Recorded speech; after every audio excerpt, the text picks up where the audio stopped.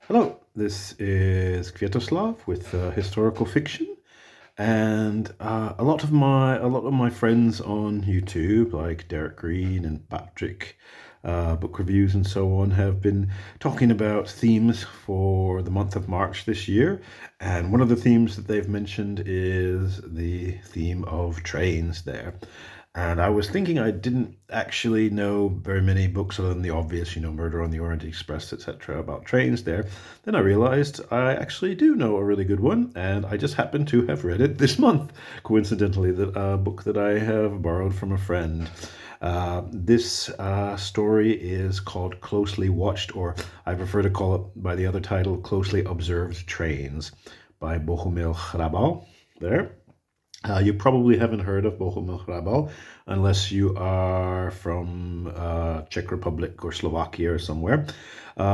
He was one of the most popular Czech writers in the 20th century there, but I'm not sure how well known how well he's known internationally there. But yeah, he wrote a number of books and novelettes, and this one, called Closely Observed Trains, there is probably one of his most famous ones because it was turned into a film in the 1960s. I want to say about 1967, and that film actually won the Oscar for Best Foreign Language Picture there. So it's quite a well-known film in this part of the world there. And I was a bit ashamed to realize that I had not read the book or seen the film. So I borrowed this English translation from a friend of mine there. The book itself is, I said, it's quite short. It's around 100 pages or so, so it's more of a novelette there.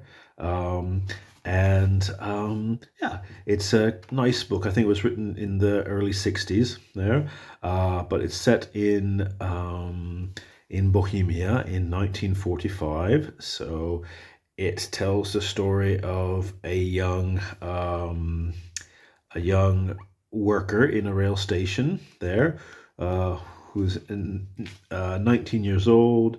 It's set in the year 1945, so it's during the occupation of Czechoslovakia by the Nazis there. So it was a, we'll say, a trying time for the country overall there.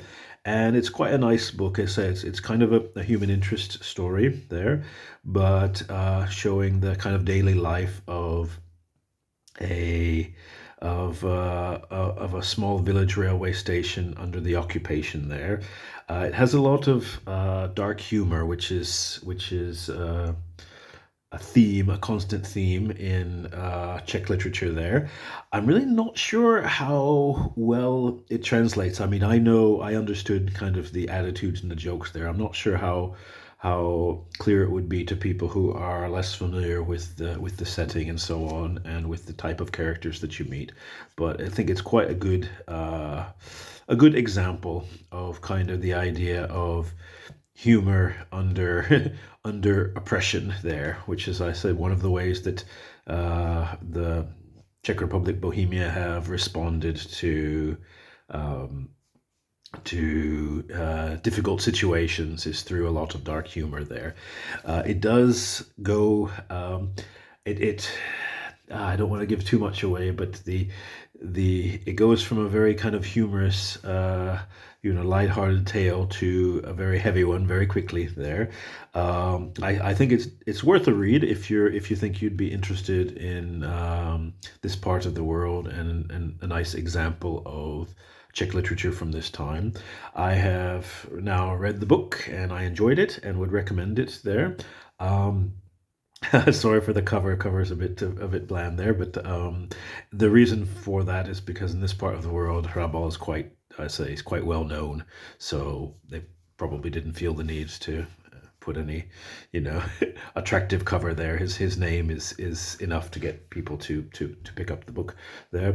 And now that I've read it, I promised my wife, she's seen the film, which I haven't, so we will watch that, and I hope it's lives up to the level of the book there. So yeah, so 1966, well, I saw Academy Award winning film there.